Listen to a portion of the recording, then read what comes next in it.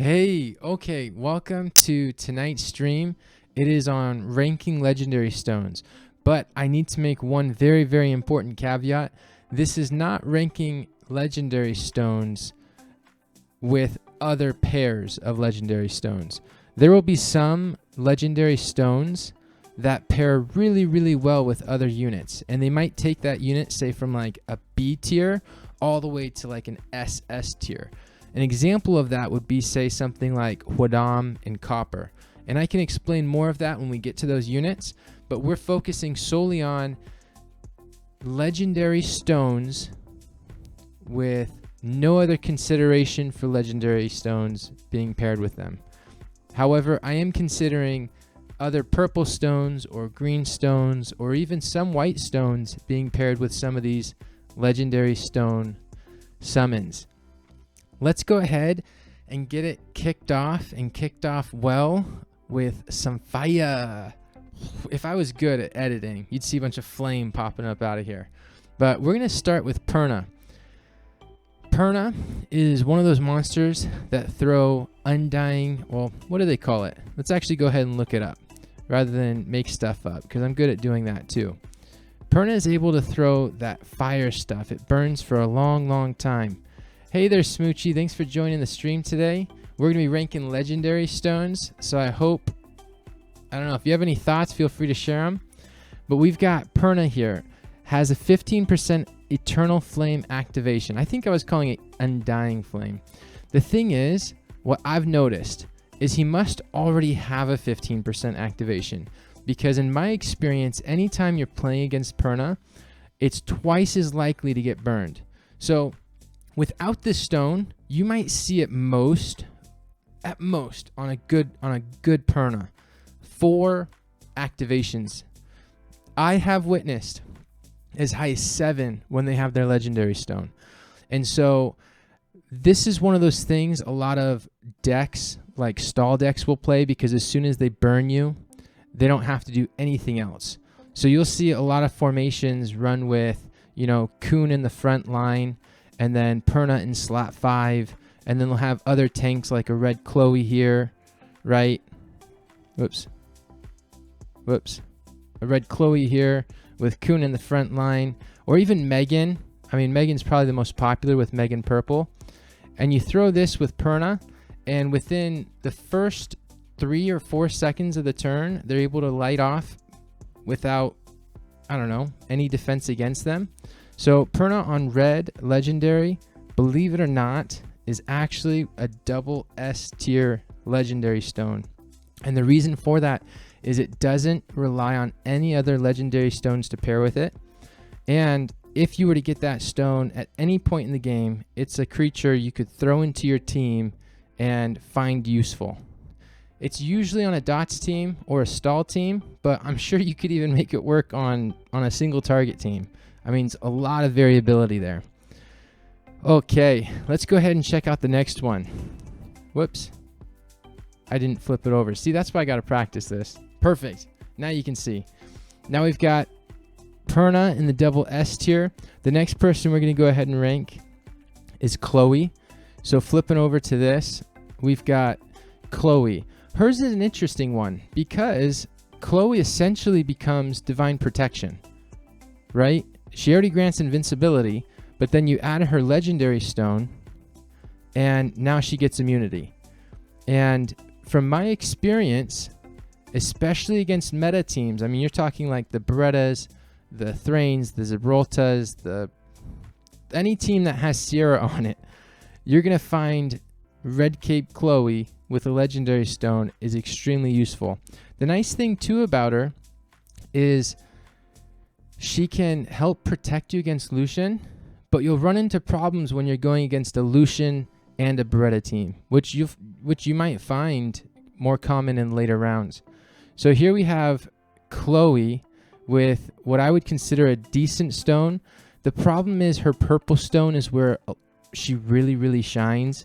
I mean, she's kind of one of those units with her purple that prevent, right? If she's in here or even up front, she's almost like a little Arachi, right? Like the ninja. It's hard to get through her. I've seen Finn on several occasions try and hit Chloe 2, 3, even 4 times if you have the right healing or sustain, because that shield regenerates as fast as 10 or not even 10 seconds. It's like every 5 seconds. It's fast. And so the only reason I wouldn't say her stone is SS tier is because she has a really good secondary purple stone. There's a lot of alternatives to Chloe's legendary stone. I mean, throwing my keen on green, right? Because green gives immunity on allies is also really effective. You have a lot of cleansers that can get rid of dots and bombs. So it's not like it's going to be ranking in with Perna. However, I will say it is a good stone, and on the right team composition, you could find it really helpful. So I'm going to put it as high as A right now, and then hopefully it stays there and there's no curveballs.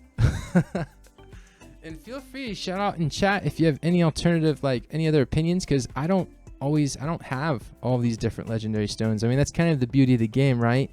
You get one every 50 days, and you just pray that it's not a duplicate, or is there even a word like a triplicate? Like you just hope you don't just get doubles or dupes. And that's happened to me twice, by the way.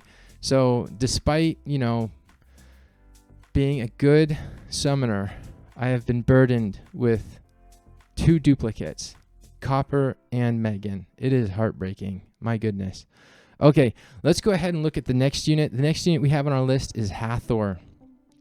Hathor is a fun one because you actually see Hathor creeping up nowadays, kind of making her presence known, right? You see Hathor doing some weird stuff with that single target teams, and also on a lot of stall teams, because Hathor, you see, let me show you.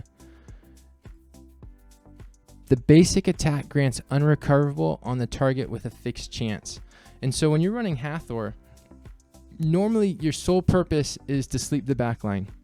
But when you get this unrecoverable, you now are able to sleep the backline as you were before, but guarantee that the front line will slowly dwindle away, because this grants about every 6 seconds. When I was doing the timing, it looks like it's every 6 seconds it's granted, and then the cooldown time's like almost every 4. And so there's like maybe a 2-second gap where there might not be an unrecoverable, but definitely too hard to play around. So if I'm going against a Hathor late game, I'm in trouble because my units rely on not having unrecoverable on them. But the problem I find with this stone is that unless you're paired with a couple of other legendary stones, it's not a good enough stall set on its own. And I'll explain why in just a second. But the green stone is where it shines. I mean, you're already sleeping them, right, for about 6 seconds. And if you add 3 more to it, you're actually able to cycle the sleep for eternity. Eternity, like who knows, like 10 years now from they could wake up and be like, what happened? You know, like, where am I? That's exactly how I feel about the green stone. The purple stone is obviously it's good too. You'll see it in World Tournament a lot. But this legendary stone, I feel like it's very, very dependent on other legendary stones. And it is a really good single target attack team. It's not the worst stones out there. You could make it work with a single target attack team. And so I feel like it is deserving of a B or even a C ranking. Keep in mind, as I'm ranking these, it's really important that, you know, like, especially with the new update coming, you're going to get to choose 3 legendary stones that you can summon from the ancient books. The rates are still abysmal. I mean, it's like, what, 1 out of every 200 ancient books? But at least you'll summon one of the 3 that you choose. And in my opinion, anything I put in SS tier or even S tier are the very first ones you're going to want to summon, especially if they fit in your team. I mean, if you're going a single target attack team, don't go Perna. But there might be alternatives you could go with that would be amazing, right? So we are showing this. Hopefully I just showed this. I'm pretty sure I did. I'm still getting used to this. My yin yang here, my switching isn't top notch yet. All right, the next unit we have is Ritesh. Okay, Ritesh, come out from the shadows. This guy is, it's a really unique stone because there's no other stone that does anything comparable to this. I mean, there's people that revive people, and there's like Jean who will protect them with invincibility, but none of them will straight up take the damage for them. So does the selective summon not count for the 2,000 piece summon? You know what? We'll take a really quick look. Does it count for it? No, I don't think so. I'm pretty sure it only counts for the ancient books. At least that's my understanding. So let's just read it really quick. Let me flip over to this. And it says ancient stones. No, that's not it. Ancient books, world tournament, books, daily quest, craft building, selective ancient stones. Okay, to allow our summoners to obtain the desired skill stone, summoners will be able to select 3 additional legends in selective ancient summon. Selective ancient summon. One of the legend skill stones, selective ancient summon. Is that what that is? Let's see. Selective ancient summon. This is ancient summon, and this is legendary skill stone summon.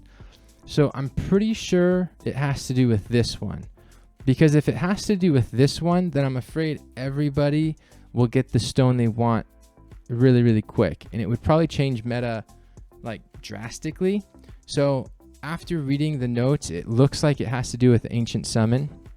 So right here, this is where you'll select, just like you do 3 legendary monsters, 3 hero monsters, and now it's going to be 3 legendary spells. So I would save up your books most you can. Just save them up. Save them up. You don't want to be the one that's behind there. I'm pretty sure I just did that thing. Oh, no, I did show it. Okay, good. All right, let's go ahead and check out Ritesh. Back to Ritesh. Okay, so Ritesh is an interesting unit because it keeps somebody alive, but at the cost of their own health. And on top of that, what it does is, so let's read it. Escorts the ally with the lowest HP every fixed time. Ritesh receives all the damage that the escorted target receives instead. So I think the escort is about 10 seconds in length, and then it's about 15 seconds out to do it. And the problem with that is there's no guarantee you're going to need it when you need it. And it gives him his alternative skill when he has his legendary, which is called Crushing Blow. Otherwise, you can't use Crushing Blow. So you don't get Crushing Blow until you get his legendary stone. And his Crushing Blow prevents him from doing his big AoE attack. It becomes one big hammer hit. And it strikes the enemy to stun it, kind of like Tagaros does. And it recovers the HP of the ally with the lowest HP by 25%. And it's according to your max HP. So it's nice. It's okay for survivability. But if you're playing an AoE team, Ritesh is the worst stone you could run with, and just wouldn't benefit your team nearly as much as, say, some other stones might. I don't see this stone as being nearly as helpful as maybe they sought out. I mean, if it was like a percent, like say 50% damage was eliminated, and then the other 50% Ritesh took, I mean, that'd be like overpowered, but still would be amazing. And so I'm going to go as far as saying that Ritesh's stone should not be picked. It's like in the death tier. Can you pair Ritesh's stone with somebody else's stone? Like, yeah, you could totally. You know what? If you had Hwadam legendary, which means they essentially keep them from dying, right? And then you had, you know, Ritesh, totally. If you had maybe Verdehile and Ritesh's legendary, very, very likely. Or if you had maybe Khmun's legendary, you know, something that helps keep a monster alive or revives them, I could see it working. But on its own, really, really bad idea. Smoochie says, bummer, I haven't gotten a single skill stone from Ancient. Well, let me tell you, it is your time to get one. You've been saving up all that mojo and luck for exactly this purpose. So I guarantee, you know, I'm gonna just send you all my positive vibes. You're gonna nail it. Even if it's one book, your very one book is going to be whatever legendary stone you want. Hopefully, this helps you out a little bit. I hope this guide helps. So, we just went with that one. Let's just go ahead and run with Camilla. So, Camilla is a fun unit. She There we go. Let's go ahead and switch it over.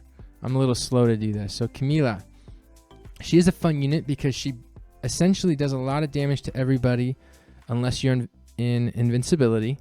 And then if a unit dies, it grants mana cost down 1 on all allies whenever an ally gets defeated. The problem with this is they nerfed it. So if I had done this video a week or two ago, I would say, oh yeah, this is a really good skill. But now, since they've nerfed it, the mana cost down went from like 3 or 4 seconds to 2 seconds. So realistically, you can pretty much pull off one skill within the mana cost down cooldown. The thing is, they introduced Renee. And what does Renee do? Renee adds with her green stone the ability to reduce mana and prolong the life of mana cost down 1. And so a lot of times, this is actually super important.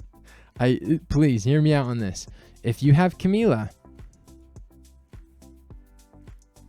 let's just throw in Camilla here.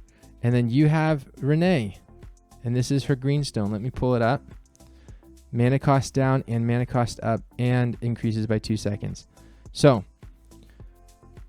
you do something like this.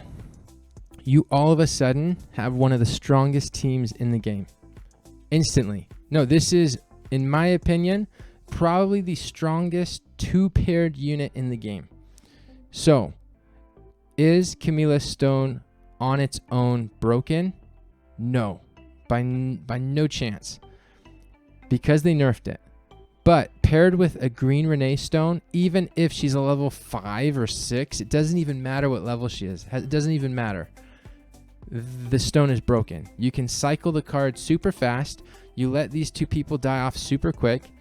And in fact, so Smoochie's bringing up a good point. If we look at the individual team up here, the number 1, they have Renee's stone. And I'm almost positive it's a green stone.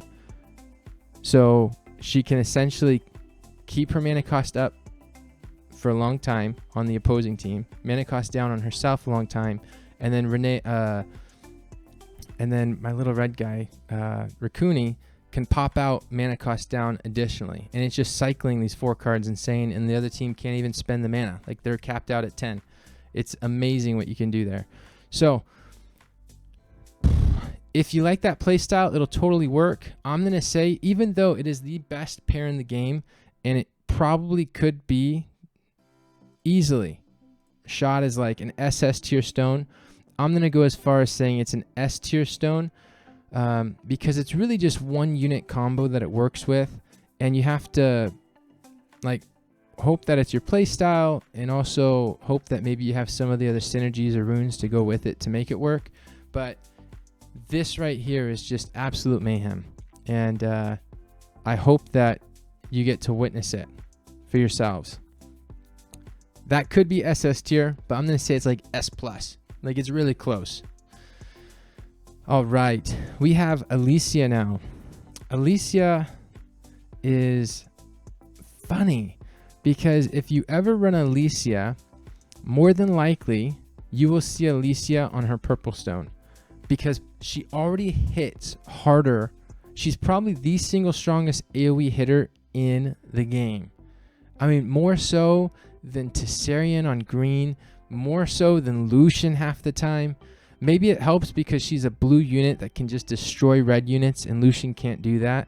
And she doesn't have like an amazing counter other than maybe like Mei Hou Wang or even Hathor. But that's like it.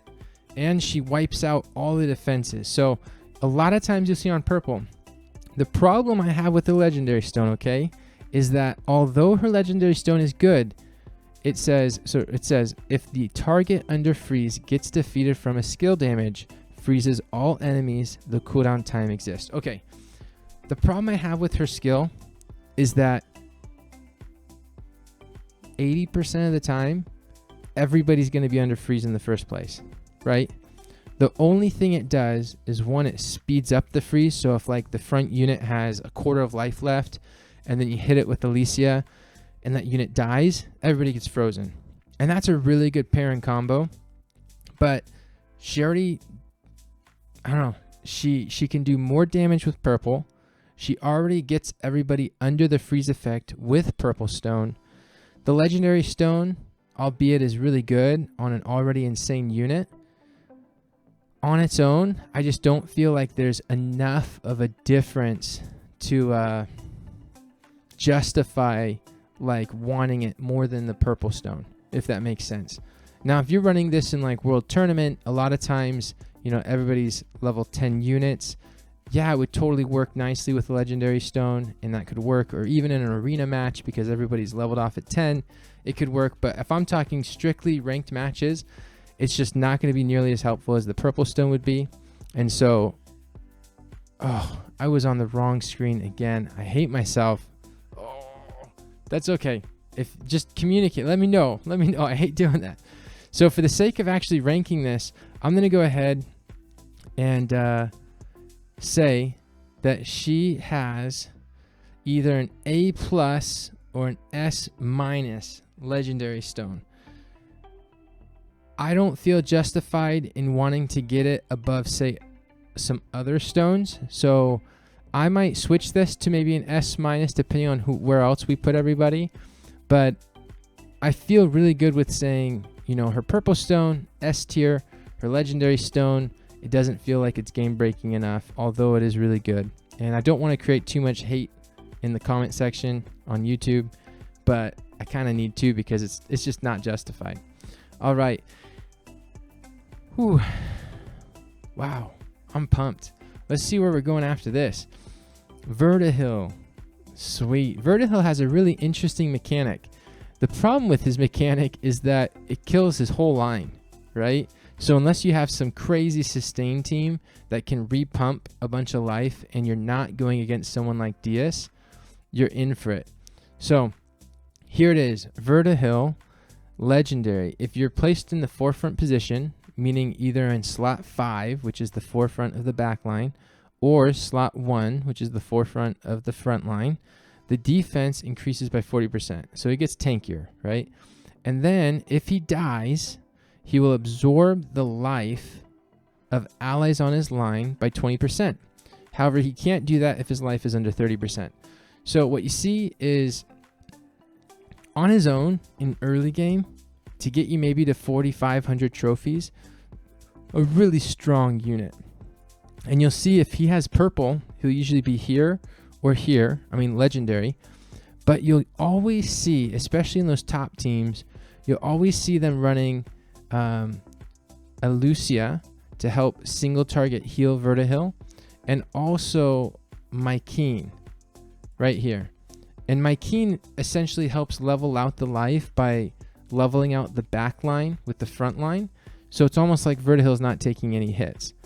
And then with legendary, a lot of people think, hey, I'll make him really tanky so that he can survive hits. But surprisingly, I think he's done better with really high hitting damage and really good accuracy. Because if he lands that blood ring, he self-heals. And every unit that hits the blood ring self-heals. And you're going to want usually a single target team. So you'll run Verdehile here on legendary, and then someone like Jean, or Finn, or Sophia, or Sige, or Tagaros, or someone that can hit a single target hard to re-heal their life. That way my king can just level it out again, right? It's a really interesting concept. It's really hard to execute though without additional support from other legendary stones like revivability from Khmun, or Hwadam, who keeps him from dying as well, or even just Woosa's automatic heal that he keeps on doing. And so it puts him in a little bit of a tough spot. And early game, if you're just trying to get to 4,500 trophies, then totally an S tier unit. Otherwise, it's like heavily dependent on a lot of other stuff. And I'm going to throw him down here with like the B rank. And hopefully, you know, you can maybe prove me wrong on this one and say, hey, Verdehile's my only legendary stone, and look what I can do, right? But I'm afraid that's not what's going to happen in my experience. It's a tough stone to make work. Okay, let's go ahead and check out the next one. We have Hwa. Hwa is like, I don't know, like the scrapper of units. I mean, she goes in when you least expect her, and she's fast, right? So it's really hard to counter her. You have to be like on the edge of your phone, just ready to tap, hoping that you tapped at the right time. The thing with Hwa that's really cool about her legendary stone is that she gets to hit 2 more times with a very high likelihood. It's not like it's less than 50%. I mean, this is 75% chance when using Burning Whip. And the reason this is so important is because this is the only red unit that can take out a blue unit. Like, I need to say it twice. This is the only red unit that can take out a blue unit. You know, I mean, Callie, the big guy that throws the fire sword, he might be able to, or I can say in experience he has if he's like beefed up on steroids. But this person, you know, you have somebody in the back line like Callie that you need dead. This can take out Callie. Not Callie. Like Finn that needs to die. This can take out Finn. And one of my guildmates actually runs Hwa with Vampire.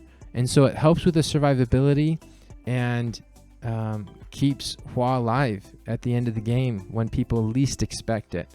So where does she deserve to rank on this list?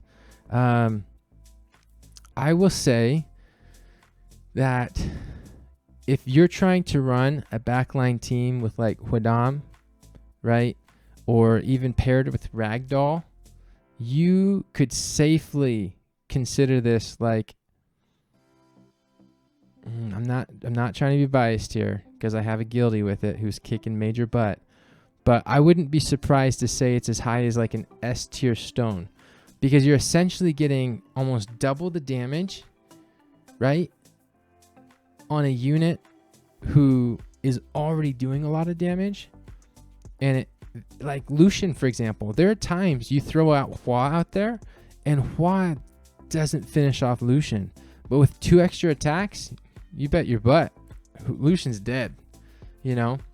So I would say it's very close to either being an S- or like an A+ stone, a solid stone. And if it's right for your team, absolutely go for it. And by right, I mean you're running Hwadam, you're running Ragdoll, you're running even, like, I'm not even kidding, someone like Molong who does a little bit of damage on a backline unit. Dude, this is the perfect unit for you. Or even some AoE teams, right? Because the backlines are squishy. So if you're throwing, right, like a Tessarian or a Ganymede or Lucian, like it can hit the backline units really quick. And a lot of times what happens with Lucian, keep in mind, is it hits the blue units like Finn with the most damage because they have elemental advantage, right? And then unfortunately Hwa on the single attack isn't strong enough to take out Finn. But with her new legendary attack, takes out Finn. So I actually feel justified in saying that Hwa is a very good S-tier legendary stone. I would say that. Really good balance. Doesn't require any other legendary stones to go with it. All right, who are we running with next? Let's see. Okay, we have Sophia. So let's bounce over here to Sophia. Sophia's fun because I've had her against me a lot, especially because, you know, Sophia hits like 5 trains. She hits like 5 trains. Once, twice, 3, 4. And then I swear the 5th one's like a mega train. It's like an airplane, you know. It's just coming down at 1,000,000 miles an hour. Let's find her. I'm pretty sure she's high up here with me. Okay. So this is Sophia's legendary stone. You receive the card again with a -2 mana cost reduction and a 40% with a 40% chance when using Spinning Slash. So when is this useful? When you're going against a Khmun, and a lot of times Khuns, even if you have Sophia, are so tanky that it takes 2 Sophias to break that Khmun before a Lucia heals them, or my Keen, you know, rebounds and heals everybody's life. Or also if you're going against somebody like, let's see, like Ramagos, right? Really, really tanky unit. And the first time you hit him, you know, he might go in for his attack and not be at, like, let's say half life. And then the second time you hit him, he'll already have defense down and he'll be squashed. The only problem I have with this is the 40% is too low. If it were, say, closer to like what Hwa has, not 75 exactly, but like even 50, maybe 60, like this would be a way better stone. But essentially you're saying you're relying more on RNG than anything else. And having a legendary stone that forces you to rely on RNG kind of puts you in a bad position of playing the rest of your matches. Although it's probably a kick butt stone and it would help you maybe on a single target defense, it's not like a clear enough winner to say, hey, shoot for this and it's going to change your ranking. You know, you're going to go from top 10,000 to top 5,000. That's definitely not the case. It's not one of those game-changing stones. Is it? Probably one of those game-changing stones if you're in the top like 1,000 and everybody is like, you know, toe-to-toe on battles, for sure. But I wouldn't justify it as being like a really, really good stone to seek after. And so I will go as far as saying that this is a B-rated stone. It would be, let's say, an A if it was 50%, an S tier if it was like 60%, SS tier if it was like 1,000,000%. I highly doubt Summoner's Wars are going to reach out to me for balancing. They're going to be like, what the heck is this guy talking about? Good unit, but too low for RNG standards in my opinion. Okay, let's go ahead and run with the next one.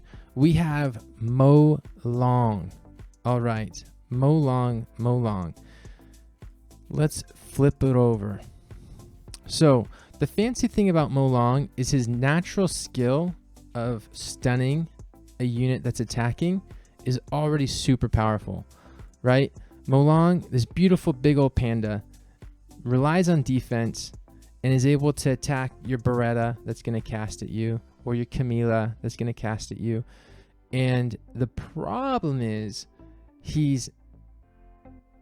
can't stop someone like Rakan, right? And Rakan becomes a really strong unit, especially on Vampire. And so the only way to stop Rakan is with Mo Long's Dragon Dance. It removes one beneficial effect for each hit. Rakan gets 2 beneficial effects, attack up and immunity. This will claw through, like what I did there, claw. This will claw through Rakan's immunity and attack up. Super, super good for that only reason. Otherwise, there's no reason to use this stone. None. I mean, I'm exaggerating. There are some other reasons, but not enough. The problem is in World Tournament or in ranked battles, this mana cost down by 1 is insanely powerful because people are throwing out like Tessarian, a 5 mana cost unit, and you can counter it with a 3 mana cost Mo Long, and it's permanent. So you counter it with a 3 mana cost and you counter it again with 3 mana cost, and it's like so good that it almost feels like this should be the legendary stone. I'm serious. Another one of my guildies tore apart many people in World Tournament with this purple stone, and I guarantee that same guildie wouldn't be running the legendary stone as much as this purple stone. And I say guarantee, but who knows? Maybe he would, and I don't know that. But I feel confident in saying that the purple stone most of the time outshines the legendary stone, and unless you're going against Rakan 24/7, I wouldn't even worry about it. In fact, if I had this legendary stone and I was in a World Tournament, I wouldn't even show it or switch to it unless they had Rakan. Yeah. Okay, so that being said, let's see where where Mo Long ranks on this bad boy. Mo Long, you are going to comfortably sit in the C ranking. Probably close to an F. Like, if I were to do this over again without seeing this list, depending on what I ate that day, I might say it's an F unit. But I felt like there was a gap there in C, and he could at least fill it for now. And if I have to, because he's the worst of the C's, I'll kick him down to F. But he is not somebody that is gonna make anyone proud, unfortunately. All right, we are gonna run to Seara. So Seara, you have my heart and unfortunately my life, because it seems like you tend to do that with whoever you are with. Has anyone felt that way? I wish I could have like some crazy raise of hands. Like, how many of you have seen a legendary Seara and pooped yourself? Okay, maybe not that intense. Maybe just a number 1, right? Like, you just peed yourself. Because reality is Seara's legendary stone takes all your buffs, right? Let's read it. Right here. It's a passive, so it changes the beneficial effects granted on the target to continuous damage when using promised time. The cooldown time exists. The cooldown time is about 45 seconds, I think. And so you usually get it about twice in a game, depending on when you use it. For sure, twice. If you pull it off in the first few seconds of the game, you might get it third time in like overtime. But the reason this is amazing is because let's say there's a ton of dots and, you know, maybe you threw some bombs and somebody has some buffs on them. And then they go to My King Cleanse It because they're thinking, oh, I need to save myself. You rush Seara, and Seara is a time clock. So it doesn't just wipe every buff or debuff on a unit. It's like timed. It erases 6 seconds from it. And so anything that has 6 seconds on it will get wound up and sped up. And this is one of those stones that you will pretty much always play. Even though Mana Cost Down is a really good stone, Ominous Prophecy is even better. Because who knows if you're going against one of those crazy defense up teams, you know? They got Shannon and then they got Ritesh, or they got Shannon and they got Megan and then they got Colleen, and it's like all of a sudden they have 6 buffs on them, and you just say, nah, that's used against you. Like, your number 1 enemy and ally is this girl. So where does lovely Seara or Serendipitous go? Let's see. Seara is an SS unit for sure. One of those units that you find like already on your team. Great. It's going to super benefit you. Even if it's not on your ranked team, you'll be able to run just her legendary stone on World Tournament and wreak havoc on them. Because in World Tournament, the nice thing about Seara is you get to see what units they have and you get to choose who you're banning. And so if they have a bunch of buff units, just pop in Seara there and it's a free Beretta, right? And Beretta costs a ton of mana. I mean, you could, I was going to say, you can see that Beretta on purple is really, really good, but Seara can do just as much, you know? So a really, really good unit there. And we are now going to take it to the next one. Here we are. Copper. Let's go ahead and flip over to Copper. We have my personal favorite unit. And I'm not going to be biased, I promise. Even though he's one of my only, or the only purple card I have that has plus 11, the guy hits extremely hard with this stone. It increases your defense by 30% whenever you lose 25% HP. So usually you can get up to like 90% defense up, which is more than a +3 defense buff, because a +3 defense buff will give you 75% up. This gives you 90%. So if you add 3 defense and then on top of that you have him reduced in life and then you hit, the guy can hit about 7,000 to 8,000 ignore defense damage on the entire front line. Just like that. Probably one of the strongest single target hitters in the game. The only issue with his stone, he dies. You go against Copper or Seek or Kali, right? Shoot, you can go against Prileas with purple stones. They're stunned, or a Ramagos. Like, there's no chance of him surviving. So you always pair it with Mav, which is a great compromise. Don't get me wrong. Mav is a great compromise. And with Mav could increase survivability. But unless you have Hwadam, like Hwadam is the absolutely necessary component. And if you want to see my team here, this is what it looks like with them. I run Hwadam Legendary with Copper, and so Copper cannot die unless there's unrecoverable on him. And then you switch with Mav when he's close to dying, or if you have to get the debuff off of him, the guy can live the entire game. And if he lives the entire game, it means everybody else lived the entire game. And so there are numerous occasions where I win the game with everybody alive because you can't kill copper. Problem again, without this stone on Hwadam, copper's dead. So despite it being a good stone, I would not go as far as putting it in the S tier. I wouldn't even go as far as putting it in the A tier. And I would be almost desperate to put it in the B tier because BA, I don't know. Maybe it's around BA like this where it could squeeze into the A tier with the Mav, right? It's not a bad idea.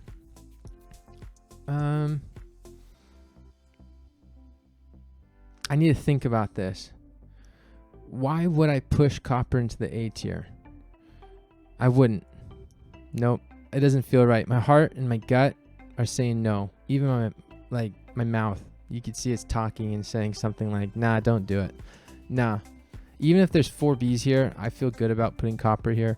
Isn't strong enough on himself. Nope. Especially if you can run. I mean, look at this. His other stone. Whoops. His other stone is a minus cost to mana.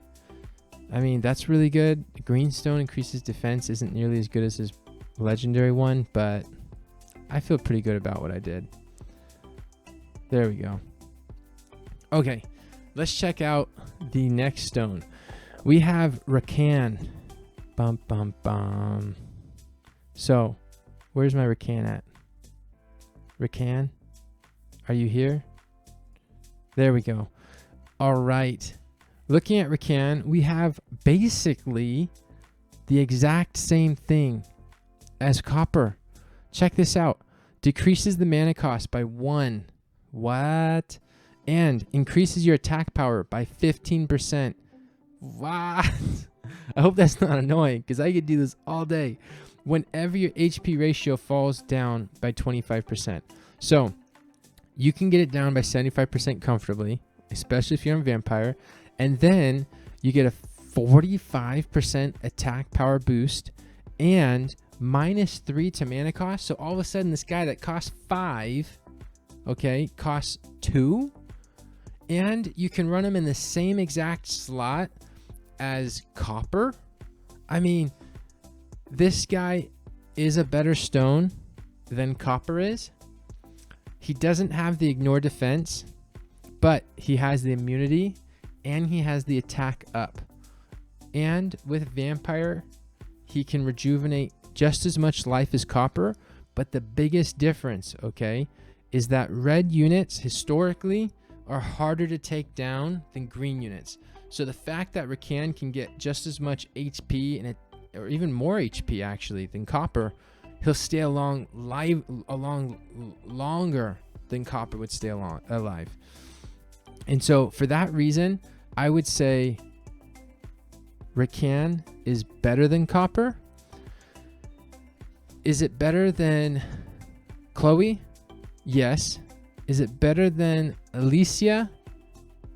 I'm thinking so. Is it S tier? It could be.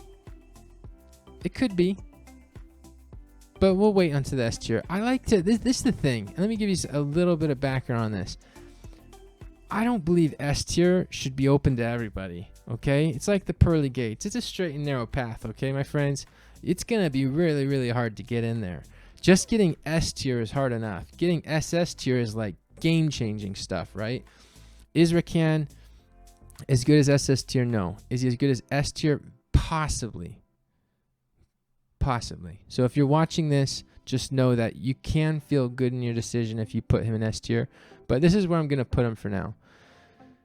Keep in mind, you'd have to keep him alive with the switch on Mav. The only other problem is otherwise he can die just like anybody else dies, right? So even if you know, a lot of times I see him running in slot 8. So what will happen is you'll have Rakan right here where Finn is. And I think it's because you're towards the end of the game. Rakan's life is already kind of low. and hopefully by the time Rakan's alive, you'll be on the back 4. And if that's the case, you know, Rakan can just live. Like, he won't die. And the nice thing is Finn can't freeze Rakan because he has the immunity. And Finn's kind of like Rakan's anti-unit. So it just works out really nicely. So either place him in the forefront with a Mav switch or place him in the very last spot. But I really wouldn't put him in between unless you felt really good about putting him in slot 4. But those would probably be like the 3 spots I would put him. Okay. Did I rate him? I think so. So that being said, who are we on? Who do we go with next? Scarab. Yeah. Scarab. So Scarab, we have a really interesting tank, right? I need to explain his mechanics really quick. So Scarab is kind of like this cute little red beetle, you know? I say cute and little, but he looks pretty aggressive and big. So he's this aggressive big beetle who, when he takes a normal attack, keep in mind, or even a skilled attack, it doesn't matter. But on normal attacks, if he's getting hit by the 8 units or the 6 units, however many are remaining, with a normal attack, it will have a chance to proc a continuous damage while he's fortified. The problem with fortification is that it only lasts a certain amount of time. So let's say it lasts 15 seconds. And while you're fortified, you get defense up. So you get +3 defense. So if Finn doesn't hit him in between this fortification switch, Finn is not going to kill him. The other thing is that he self-heals. So you'll see here, it gives him fortification, and fortification grants him 10% continuous recovery. And when he's fully recovered, it ends. So even if you have him in your starting hand, the problem with that is you have to wait for him to get hit enough before you can switch him into fortification. Otherwise, if you start him in your hand, hit fortification, he instantly stops and he loses all of his coolness. And you don't want that. So fortification, this one is his best stone of all of them. You want to pump resistance in him, and you want to get defense and HP as high as you can with this unit. If you do, he'll be indestructible. He'll be even harder to kill than Khmun is. And I'm sure many of you have experiences where this guy, Mr. Blue Guy, won't die. Scarab is even worse than that. He extra doesn't die, you know? And believe it or not, I've learned recently that Scarab's best position is not in slot 1. And the reason for that is twofold. One reason is because in slot 1, you have to rely on getting his card in your hand, and that's not always the case. So if you don't get his card in your hand, you're putting yourself in a bad position because now they can kill this guy within the first 15 seconds of the game, and you can't even use his skill. His best spot is actually, I wish I hadn't switched my Khmun out, is actually in Ritesh's spot number 2. Because a lot of times you run Megan purple in slot 1 to give you the mana boost. You let Megan die. You can cycle your cards faster. And now Scarab can essentially come out when you want him to, at the life you want him to come out on, and have a good old time. Just throw in little, what do you call those things? The continuous damage. Yes, as often as that is used against me, for whatever reason, I think I try and block it out mentally so I don't have to like get nightmares. But that's what he does. And the issue is he actually doesn't rely on a whole bunch of stones, which is a perk. You know, you can Alicia heal, or Mei Hou Wang heal, or even Eleanor can heal, right? And if you pair it with Eleanor, like you get the thorns damage from Eleanor too, so you're doing a lot of like passive damage, which is nice. But he's really not that buff unless you make him extremely tanky with really, really good runes. And you have some really good sustain units. Even some, I'd say even a couple of legendary stones would be like really helpful to have with this person. Like if you had Tagaros purple and maybe Woosa legendary or even Hathor legendary, like this could help a lot. I wouldn't say, I don't know. Like, I know I've complimented this unit a lot, but I've only seen this unit pulled off well on 2 teams. And I'm talking 2 teams in like the top 100 where they run him in slot 2 and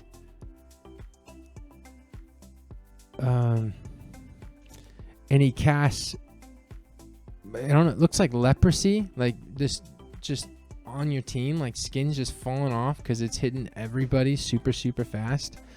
But I don't know how I feel about him. It's like, I know my first instinct was to put him in C, but you could easily justify putting him in A because a lot of people like to run dot teams, and when paired with Thrain even, you can guarantee stun lock people because there's going to be red dots everywhere, and so Thrain can counter and stun it. And it doesn't rely on a whole bunch of legendary stones. So I would say if this were a tier list where it was like you need to pair him with other legendary stones, he actually might be ranked even less. But because he's on his own, he could be an A tier unit. I actually support that. It's a really good unit there. It's a lot better than his purple stone, and his purple stone is okay. I mean, resistance is what keeps this guy alive in the first place. All right. Who's the next unit? We got Bernard. Okay, Bernard. So this is going to be a fun one because I think this is going to be a curveball for everybody. And I cannot wait to share this with people. So Bernard's stone reads well. And what I mean by reads well is that it does everything you want it to do. It gives you an additional acceleration, which acceleration in this game is already really hard to come by. And it instantly refills your slot. So going against the Ganymede is fantastic if your Bernard has like 80% resistance and doesn't get Ganymede to death, right? But the problem I have with this stone, okay, is that in ranked battles or even in arena battles or like world tournament battles, I did a side-by-side comparison, and from the start of the game to 12 seconds, without the stone, you get 9 mana. Okay? With the stone, you get 11 mana. There's a 2 mana difference. Bernard costs 2 mana to use. Sure, you throw him on Swift, you get 1 extra mana. But what is the point of that? It doesn't make any sense. And that's with all 8 units getting the speed buff. And so the speed buff from a ranking and world tournament perspective is absolutely miserable and the worst stone ever. But the only place it shines, and the only reason I would go as far as not putting it in the F tier, is because it could probably work really well in co-op teams, because not just you, everybody benefits from it. And so that could be a really good, like, only reason for Bernard to even be ranked here in C. Otherwise, he's an F tier unit, believe it or not. There are people I know that are guardians who do not use Bernard's legendary stone because they try it out and they find there's not enough risk reward, or not enough reward for risk, you know? So I hope y'all feel, I hope the Bernard users will support me in this. I'm not trying to put down the bird, but I am putting down the bird. All right. Khmun. Is that how you pronounce it? Khmun. Khmun. Khmun. Khmun to me. So we have this really cool red priest looking guy. He is very interesting because he does exactly what he looks like he should do, right? He revives somebody, but talk about reviving them. Like, this guy paired with Konamiya, Purple Stone, is broken, right? Paired with the Scarab legendary stone, even a purple stone, who cares? Broken. Paired with like Perna, okay, especially if you're running like a gold Camilla, broken, because you're getting 4 deaths in the matter of like 2 seconds, and so it's super blasting Camilla's mana cost down. But keep in mind, this is just a stone on itself. How does Khmun stone rank up? It says if an ally gets defeated, which they do, immediately revives the defeated ally, which is nice, and evens out the HP ratio between you and the target. the cooldown time exists. The cooldown time is like 45 seconds as well, because you can, or maybe it's a minute, because a lot of times it'll revive them within the first 15 or 10 seconds of the match. And then when you don't want somebody revived, right when you've cleared the front line, all 4 units, he revives another person in the front line. And so you got to clear the front line again just to get to the back line to do any damage. So you could probably hear it in my voice. I've been Khmun'd a lot, and it is painful. So this stone rates really, really high. You definitely want to run him in usually the back 4, unless you're just trying to get like a Perna cycle or a Konamiya cycle. It's perfectly defined to run him in like slot 4 even, just because his staying alive isn't the utmost important. But in regards to ranking him, he is a fantastic stone. It is very game changing, right? Because at any point in the match, life and revival is necessary to win it, and it throws a huge curveball and a wrench. The only problem I have with it is that it's not broken. You know, some skills are kind of like broken, but this one isn't broken. So I'm going to say it's an S tier and 100% great to go with if you have if you're looking for a legendary stone. Pairs with just about any team composition, so it's safe to play. But it's a very well balanced stone and a very good stone. Definitely deserves that S tier spot. Okay, who are we looking at next? We've got Bella, which means beautiful in Italian, right? Sei bella. Or how's it? Ciao bello. I heard that a lot in Italy. Ciao bello. So, not because I'm cute, right? Just because it's common. My wife might disagree though. I think she thinks I'm cute. Okay, let's check this out. We have Belladeon. So, Belladeon's fancy because the purple stone for Belladeon gives you an additional continuous recovery. And keep in mind, continuous recovery gives everybody 10% extra HP. However, Belladeon was recently nerfed. So Belladeon initially gave you an HP boost as soon as you activated the skill, and then you got the continuous recovery on everybody.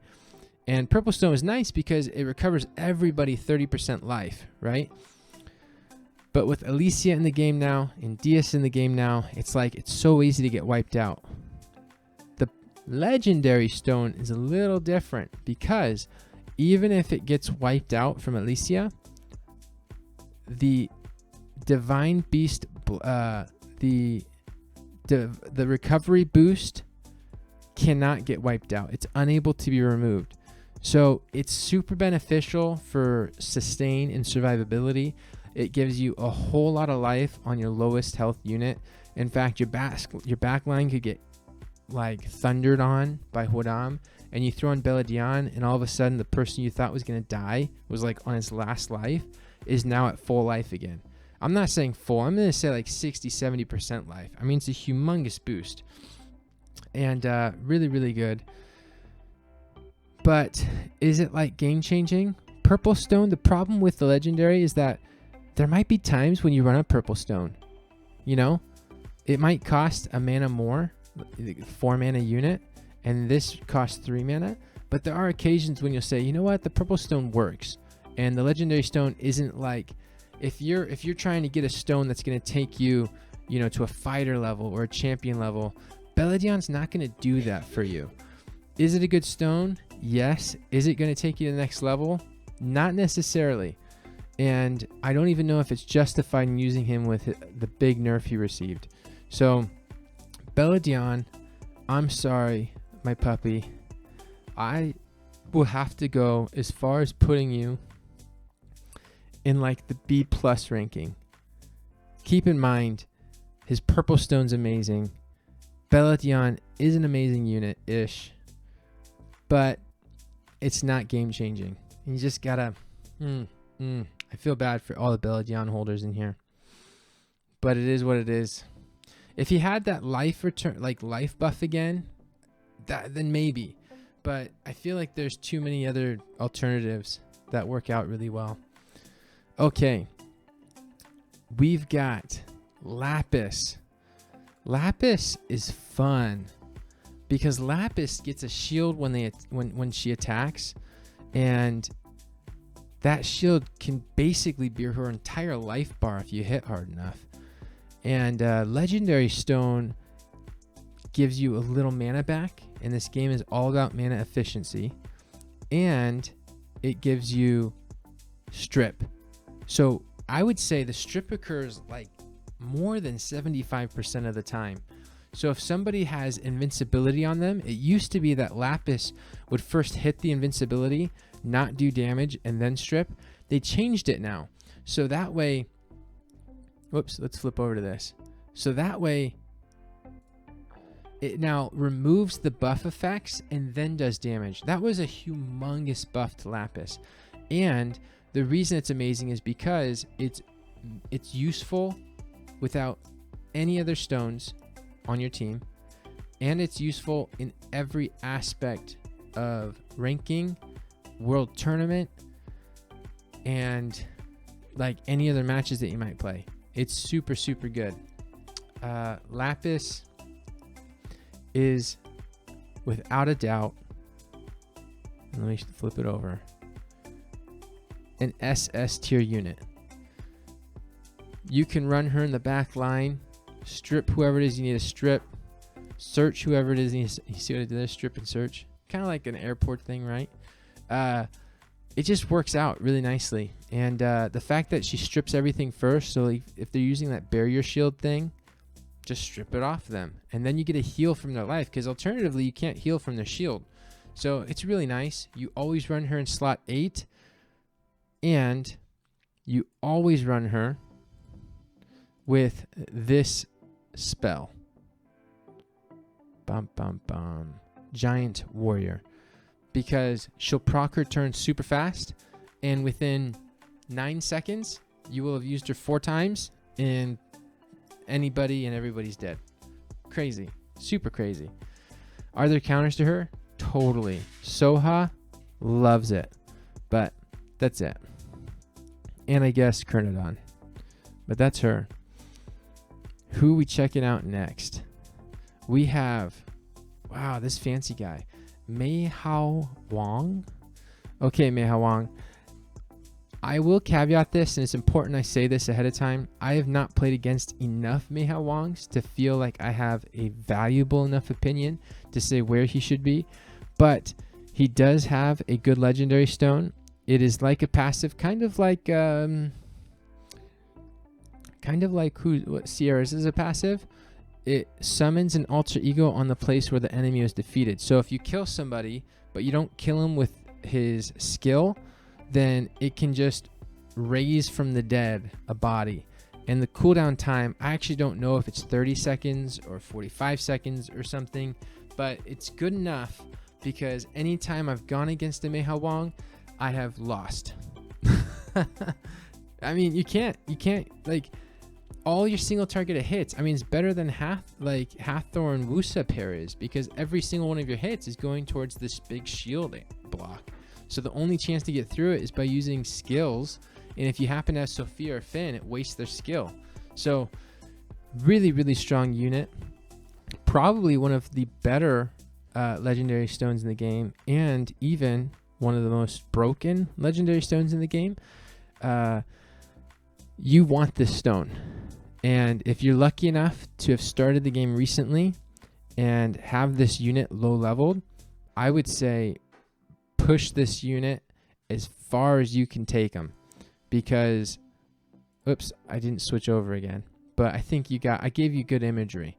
Take this unit as far as you can take them, because if Hwa is S rank, Mei Hou Wang is SS rank. The guy is phenomenal and changes everything. The only thing that he doesn't help you with, and it is meta, right, is big old dot teams. You know, if they're running Perna and Beretta and Seara, it sucks. It just kind of is. It's just how it is. But there's nothing wrong with sucking. Like, you can't be perfect 100% of the time. But in my experience, Mei Hou Wang is an SS tier unit. Might be an S plus unit because I haven't experienced him in his entirety. But I'm going to put him up here for now. Next unit is Poseidon. So Poseidon is interesting. Poseidon is really interesting. I wonder if he gets nerfed even though he's been buffed every single season. His damage is getting higher and higher and higher every single season release. And the reason for that is because he just doesn't do any damage. I mean, his sole purpose is to add, you know, deceleration on you. And if he's adding deceleration, then he's doing his job. You pair him with Ganymede, now he's like, you know, the high-ranking employee of the month because Poseidon is amazing.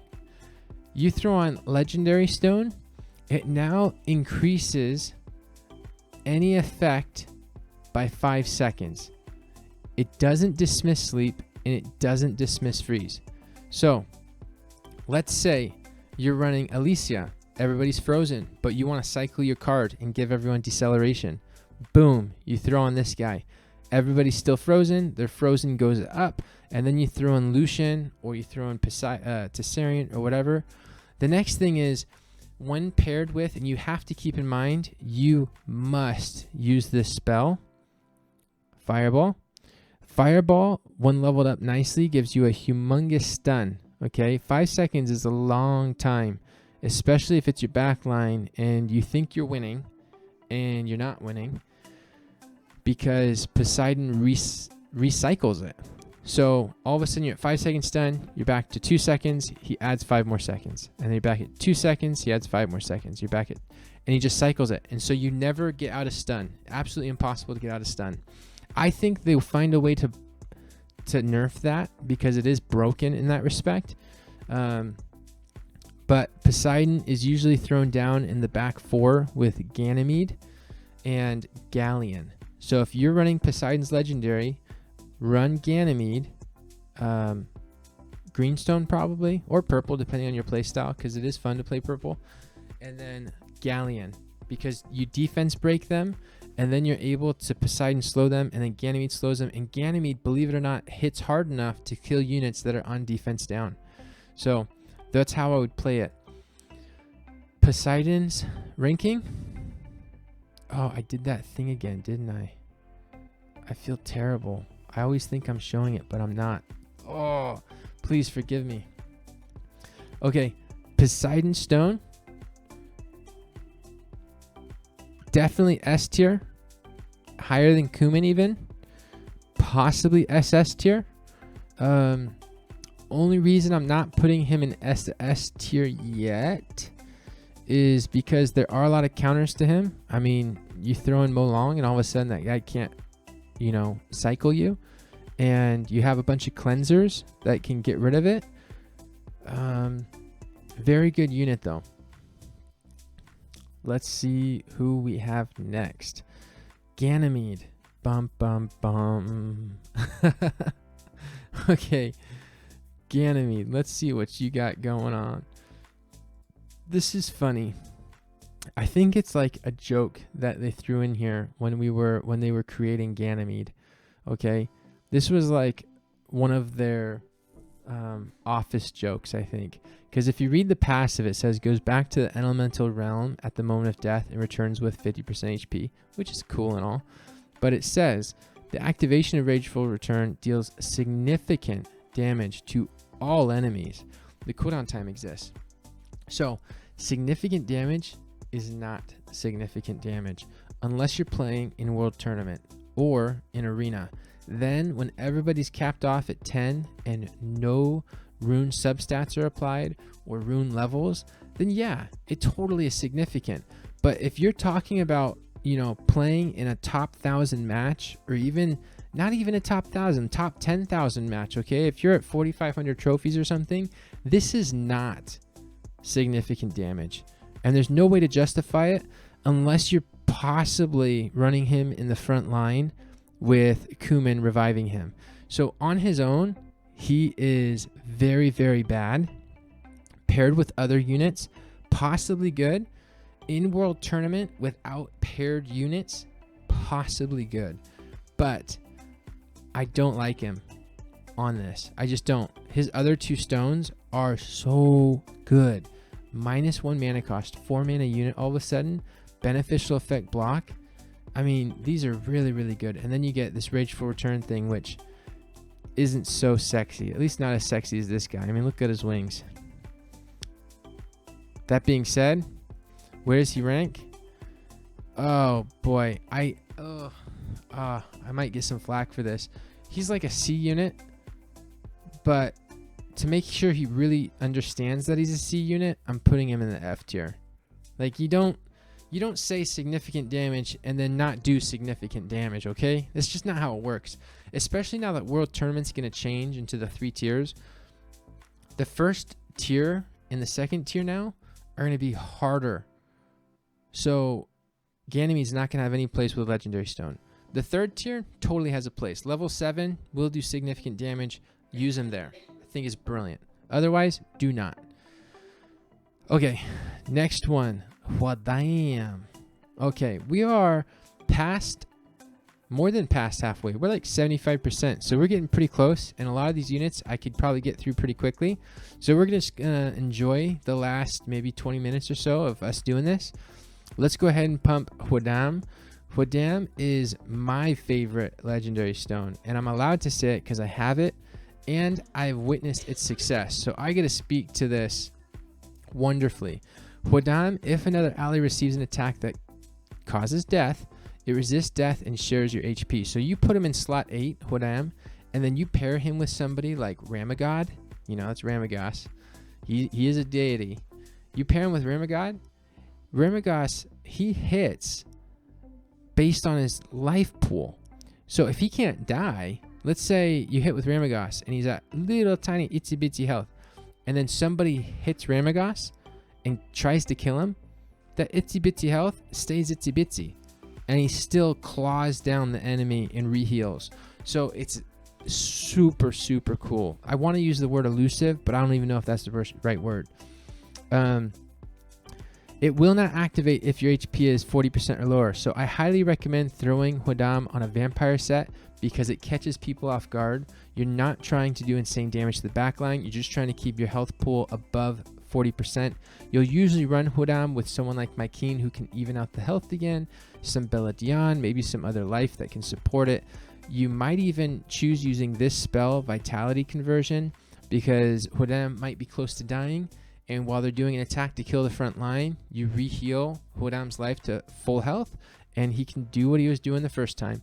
So Hwadam is amazing in every sense of the word amazing.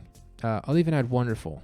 And I feel like I'm saying all these good things because I want the Hwadam magic like raining on me as I use him, because he's going to stay on my team forever. There's never a reason I take him off.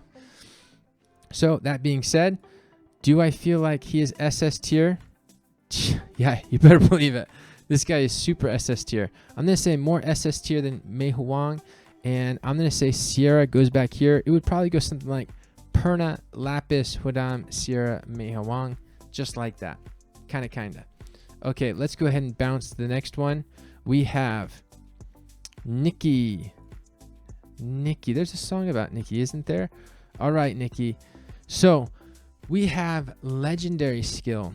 When using Teddy, it gives you attack up 1 and unrecoverable on the back line. The problem with Nicki, believe it or not, is that without this stone, without granting unrecoverable, she's basically useless, because any damage you do to the back line can easily be like mitigated.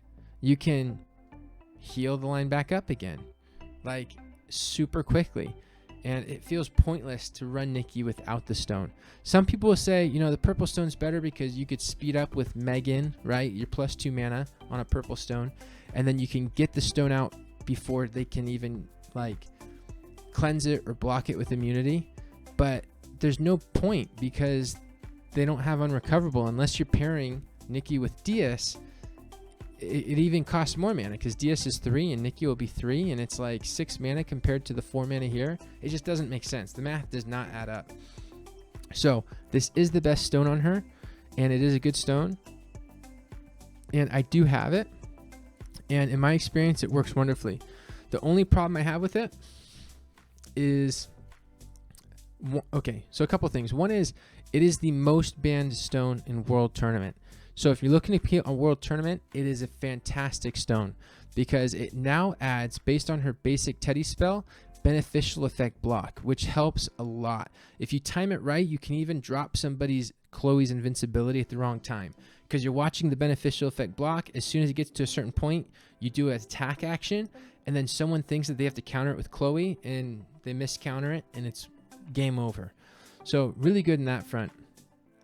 Nicki usually plays in the back line. There are a few occasions you'll see her in slot 4, but those are a few occasions, and I wouldn't recommend it until you maybe like really understand the game, because she will die in slot 4. Okay, where does she rank? Is it a really good stone? Absolutely. Is it SS tier? Not quite. Do I think she falls in the top 2 tiers? Probably. On her own, she's pretty good. A part of me is saying throw an A+ tier, because in the A+ tier, right, she's better than Rakan and Alicia are. But would I want her over like Poseidon, Khmun, Camilla, or Hwa? I feel like I would want her over... I don't know if I'd want her over Hwa. I think she fits right here for now. She might get kicked down to A depending on how many other people I can see fit into S tier here. But she's a good stone. All right. What do we have now? Eleanor. Eleanor is fun. Not quite as fun as Tessarian is. But as you can tell, my daughter actually picked Eleanor. I showed her a bunch of different units, and she thought her wings were very, very pretty, and that she was a unicorn. So now she's my backdrop here. I'll show it, so I wasn't showing it there. So now what we have is Eleanor. She grants immunity every time she's in your hand, and immunity lasts a good while. It's about 3 seconds, and that can come in handy, especially because of the meta right now. It says whenever you get Eleanor card into your hand, grants immunity on all allies. The problem I have with Eleanor is it's not always when you want it. It's nice to have it, but it's more beneficial if you could use it when you wanted it, and that's not the case here. You know, Tessarian, you kind of get it when you want it, right? You can see when the card's in your hand, and then you can get hit by a bunch of these dots, and then all of a sudden Tessarian cleanses it. Eleanor doesn't do that. Eleanor is a very good unit on her own because she has the ability to recover her HP, right? Heal herself, grants the crit resist up, and gives you the thorns effect, meaning when you hit her, it does damage back to you. I think it's right here. There we go. Reflect damage, defense up, and crit resist up. It's absolutely beautiful and works really, really well. But from a a legendary skill stone point, immunity isn't that great, and it's super underwhelming. And so I'm going to say that she is not game changing and does not deserve to be in the top by any means. I'll go as far as say C tier. Definitely ahead of Bernard. Bernard should be an F tier unit, but I'm going to make him think he's a C tier until the very, very end. Alrighty. We have Woosa. Woosa is fun. I know I've said that about all of them lately, but it's so true. Like when they have a different perk, it's like cool to see what it means or what it does. His yin yang is the basic attack recovers the ally with the lowest HP. It used to be 5%, which was outrageous because they would heal, like 300 health every single time. And now it's only 3%, which is still good, but not nearly as good as what it used to be. And so it's, in my opinion, it was a good balance adjustment, and it's according to your max HP. So 3% of whatever your max HP is. Let's say you have 10,000 life, which is, pretty common. You could eventually get that. It'll be 300 health, which is a lot of health to be recovering every 2 seconds. And I believe it's every 2 seconds. So that's like, you can't kill a frontline unit fast enough if Woosa is healing them that quick.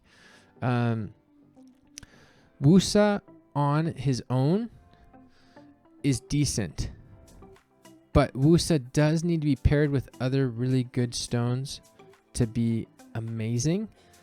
Like Unrecoverable and Hathor essentially makes the stall game permanent because they can't heal their frontline unit and you can heal your frontline unit.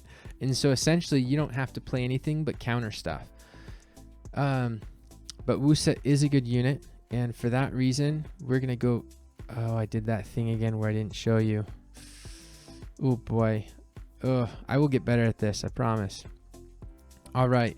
That being said, Woosa is a good unit, does have a lot of heal, is better than Belladeon, but I don't know if I'd go as far as saying is better than these other A tier units. Nah, I don't think so.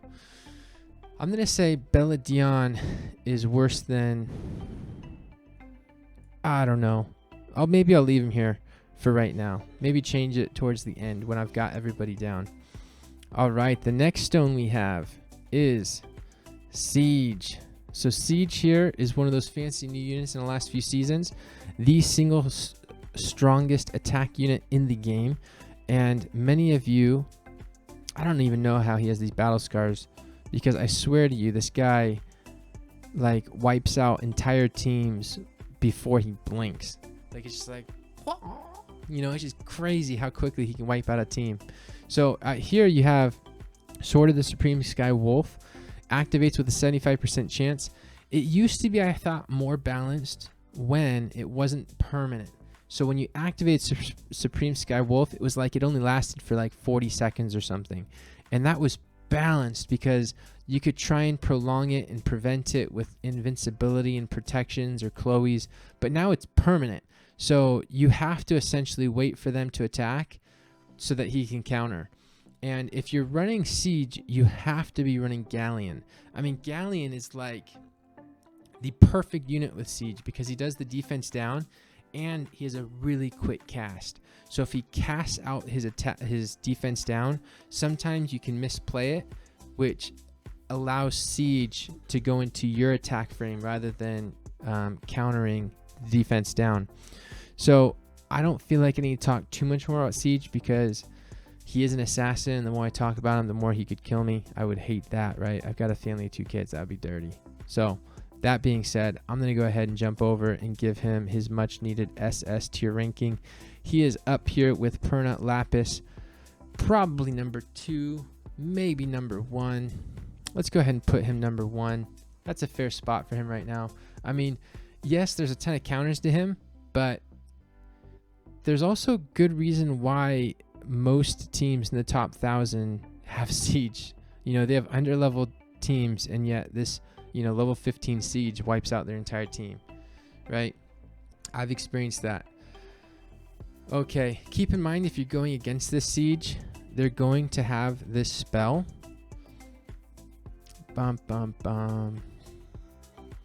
Weakness found. You have to have Cleanse or Purple Mycene to counter it.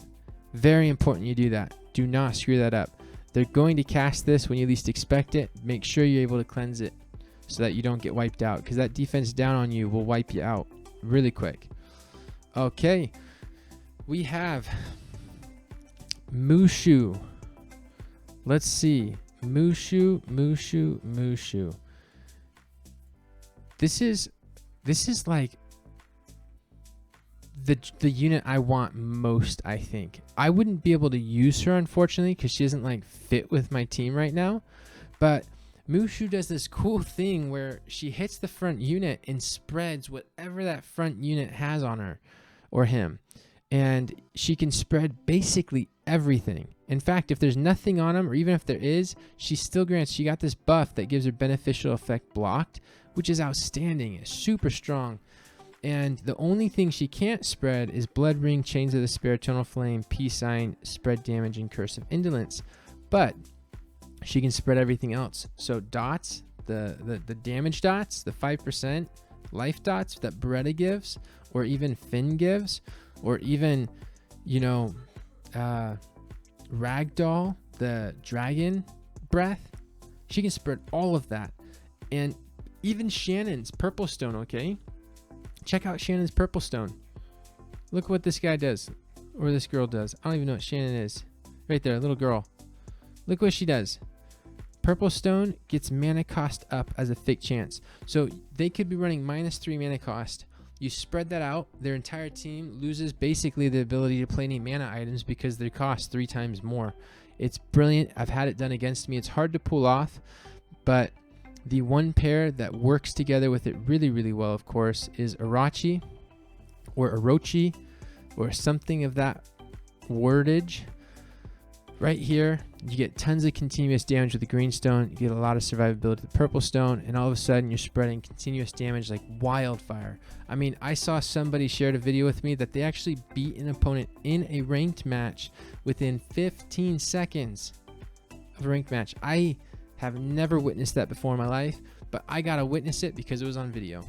And don't worry, I don't remember who that opponent was, so I can't embarrass you. No hard feelings.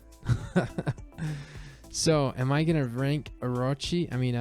Mushu? Yes, I am. Checking out Mushu. This is an SS tier stone, 100% of the way.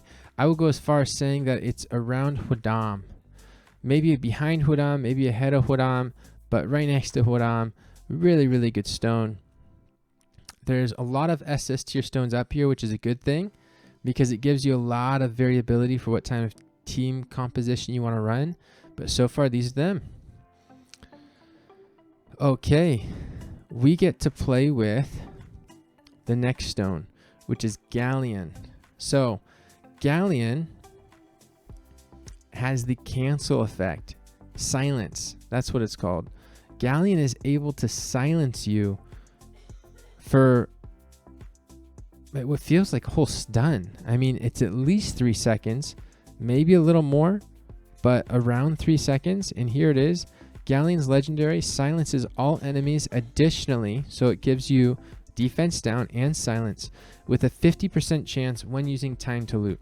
So this is a fantastic way to counter Chloe teams, even Lucian teams, because it's a 2 mana cost. It blows me away that it's 2 mana.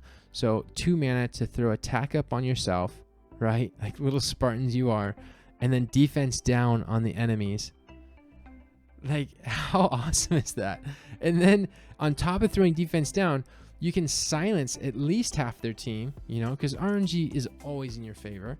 So you silence half their team. Now they can't even defend. So if you have Siege and this stone, goodbye. I mean, this is the perfect pair. If you don't have Siege or any other stone, this stone still works well with basically everybody. But I do have to caveat that this stone is, again, dependent on other stones for the most part, because you need to make sure that you can kill their units quickly. Running it with Tessarian Greenstone is brilliant. Ganymede, brilliant. Poseidon, brilliant, right? Really, really good way running it. And I've experienced Galleon's, I'm going to call it formality, because he looks so formal, right? In his pirateness, that he lays down like very sweetly and gently that, hey, no, you don't get to cast anything right now, take a break. Like, that's how it feels. So that being said, where does Galleon rank? Easy. Because he's reliant on a lot of people, I'm not going to go as far as saying he's SS tier, but he is S tier. Where on the S tier spectrum? I'm going to say probably up here with Poseidon, because you can make him work with a lot of different teams, and he's a low mana cost unit. I mean, plus like 2 mana cost is nothing, right? I mean, it's just really, really brilliant. Would I say he's better than Poseidon? Yeah, I would. Would I say Poseidon goes behind Khmun? I would. Camilla, this feels about right. I think this feels about right. Yeah, I like that. Okay, who do we have next? Down to the wire. We have 3, 6, 9, 10, 11 left. Artamiel. I'm glad Artamiel got a buff, because Artamiel was super underwhelming before the buff. It used to be every minute he could revive somebody. Now it's 45 seconds, which still, by the way, isn't that great. But if you can get your front unit to die within the first 20 seconds of the game, you'll at least get 2 good revives out of him. So it's very similar to Khmun. The problem is Khmun's is better. Khmun's is guaranteed. It happens when somebody dies. This one, you have to time it right so that the person dies to revive them. And you don't always want to use or waste his attack on a low life creature. So it puts you in a bit of a tough spot. But what his skill does is it revives one of the dead allies, if there's any, when an enemy is defeated with Heavenly Sword. The cooldown time exists. It's a great skill. It could totally work in World Tournament. I'm not seeing a whole lot of buff teams lately, but I think they'll become more and more popularized. But he is not as good as Khmun, probably even a rank or even 2 down. His purple mana cost is where most of them like to have him, but if you have the Archangels, you definitely want him on it. So it's no question. You definitely want him in Archangels. Just hard with the timing, and that's a bummer. The cool thing about the timing though is that you could wait for like your slot 4 person who's like your tanky person, let's say like Chloe on purple. You could wait for Chloe to die, and then you could essentially revive him. And then on top of that, you could have this spell that casts revive. So it's almost like never-ending cycle of getting to the back line. So against a single target team, it could totally work. But I'm not a fanatic over it. So that being said, I'm going to go ahead and rate Artamiel below Khmun, end of A list, not quite in the B. Probably better than Chloe. Yeah, around this. That's what I would say. No, worse than Chloe. Better than Scarab. Yeah, that's where I'm going to put it. Alrighty. We have Renee. So I need to make another caveat. Renee is also a very new unit, just like Mei Hou Wang. So when I rate Renee, I'm doing it with my very biased opinion because I don't go against Renee a whole lot. But it's only fair to say that Renee is in very, very first Guardian #1 spot for a good reason. As you can tell, check out that Renee, plus 30 already. Jeez. Because Renee is, as many people would describe, broken. She goes mana cost down on yourself, mana cost up on the other team, and provides shield. So just without the legendary stone, she's very, very good. The problem is with Renee, okay, is that her green stone is probably the best stone of her whole assortment. And the reason why is her legendary stone is kind of reminiscent of like Irachi, right? Irachi the ninja, or Rochi. Maybe I just call him Roach for short. Irachi gets a 7-second like shield before he dies. Overhit, it's the same thing, except the downside is Irachi can use like vitality conversion to get all of his life back, whereas she can't. You know, once she gets hit and creates that shield, she's gonzo. Is the shield super powerful? Totally. Can the shield be stripped? No way. Not even Lapis. Can it be stolen? No way. Not even possible. You can see here, well, at least over in the overhit shield, it's unable to be removed. It's amazing. So she is a good stone. I don't feel like I know exactly where she fits because she's too new of a unit, but I will say that her green stone for the most part has always kind of outshined her legendary stone, and so I feel justified in giving her a low ranking. I'm gonna say A. Could you totally use her in arena? For sure, because a life is super important in arena, you know? Having a unit go from 0 life to full shield is like having a 9th unit on your team. So that's crazy. In arena, probably the same thing. Like if I were going against a Renee in arena, I'd probably ban her every single time. I mean, you just can't chance it. Yeah, that seems like a good place to put her. Okay. Next up is Hwadam. So I do feel like I've been enlightened. I have a guildmate who has Hwadam Legendary Stone, and I always misread it as the legendary stone only returns the harmful effects that lands on Kernodon, but that's wrong. It returns the harmful effects that land on whatever line Kernodon is on. So usually, and I would hope this is most of the time, you would put Kernodon with the legendary stone on the back line. They cannot Nicki you unless they cast some other defense down on you. A common thing they could do is throw like Galleon defense down. All the Galleon defense down gets thrown back at you. It's not a huge deal, right? But you throw Nicki on Kernodon's line and it sends the bombs back at you. That's a big deal. You just spent 4 mana to kill yourself, right? The next one is Gibraltar. You throw a bunch of bombs and the bombs land back on you. That's kind of a big deal. Like, you don't want those to blow yourself up. So this is one of those that you have to watch out for. If you're in World Tournament and they have Nicki, absolutely play this. If you're playing in ranked matches, you could probably make it work, but it is not game changing. It's not something that you're seeking out for that's going to help you rank up a bunch. So that being said, where does Kernodon rank on this list? We're going to go ahead and say Kernodon on his own is like a B tier. Yeah. I used to put him down in the F tier down here with Ritesh and Ganymede, but I feel like he doesn't deserve that anymore. So we're going to go ahead and put him in the B tier. Okay, Lucian.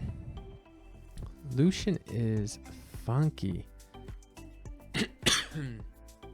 So Lucian is funky because usually Lucian is all about damage output, right? You either reduce his mana cost with the green stone to try and get as much damage as you possibly can, or you give him more damage with purple stone. But the legendary stone does the exact opposite of that. It doesn't do any additional damage or any mana cost reduction. Instead, it prevents a single target attack that would kill you. And this is amazing. I wish I could do that like dramatic like intro thing that's like boom, amazing. You will see this stone in the top 100 if they have it every single time, because the number one way Lucian dies is Gene. Excuse me. Number one way Lucian dies, Gene, 100% of the time. Another way Lucian dies is you get into the back line and you have like, I don't know, let's just say Mo Long, another single target hitter. You can't block it. Like, it's a really good unit and probably best when your Lucian is already really strong. So I would not say like, whoa, go out on a limb here and try and get it, because unless you're in the top 100 players, I would not try and get Lucian's legendary stone. He's meant for damage output, and usually anybody that's not in like the top 200 probably doesn't have the damage or enough damage to justify using Lucian. So in regards to where he ranks on this, I'm actually going to say that on his own, okay, he is a C tier unit. Not as bad as Bernard, around here, okay? Is Lucian maybe paired with some other legendary stones or something good, or can pull it off? Yes. Can a Guardian level player justify wanting Lucian's stone as an SS tier unit? Absolutely. But a majority of players are not going to need Lucian's legendary unit. Okay. Ragdoll. Ragdoll has a really neat purple stone, right? It's just like a lot of others. It's a mana cost reduced by 1. The legendary stone is a little different. So let me switch it over because I caught myself this time. The legendary stone is a passive that gives your mana cost decreased by 1 up to 2. So instead of getting purple, which is -1, you can get -2 when your ally receives a critical hit. It used to be a critical hit from your line. Now it's a critical hit from anywhere. And critical hits happen often, especially if it's an AoE monster like Prilea or Hraesvelg or Rakan or something. You're hitting 4 units, all of a sudden within 1 turn you're going to have -2. The problem I have with this is that it makes you wait to use Ragdoll. Let's say you want to kill their Prilea, right? Ragdoll is a great Prilea killer. Prilea hits your front line and you don't get the reduction because maybe it didn't crit. You have crit resist or something, and maybe their Prilea doesn't have enough crit damage. You know, then you aren't justified in using Ragdoll because it still costs you a ton of mana. Now, is that going to happen often? Probably not. Is it better than the purple stone if you have it? Yes. But is it like significantly better than the purple stone? No. Because you don't want to have to keep waiting to use Ragdoll. Ragdoll is one of those that's an assassin. Like, you need to know exactly what unit you're going for, and you have to go for that unit, and you don't want to wait around to use it. So, yes, tooth for tooth is good, not significantly better than purple. And so I have to say, I feel very good that I'm going to put this unit in the top of C tier. Yeah, I think every unit that's in the B tier, except for Hathor. I feel like Hathor has its place for sure. I just feel like the purple stone is really good on its own, and the legendary stone, the implication is fine. Like, hey, getting -2 mana is good, but that's kind of it. Because in practice, it's not always as effective as you might have wanted it.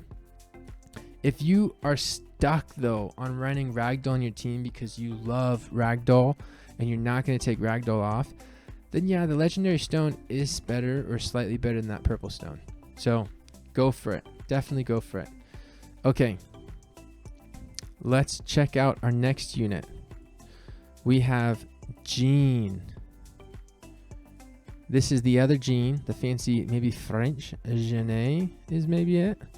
And she has a very cool stone, which I got to get very familiarized with in arena matches because I tried to understand it better.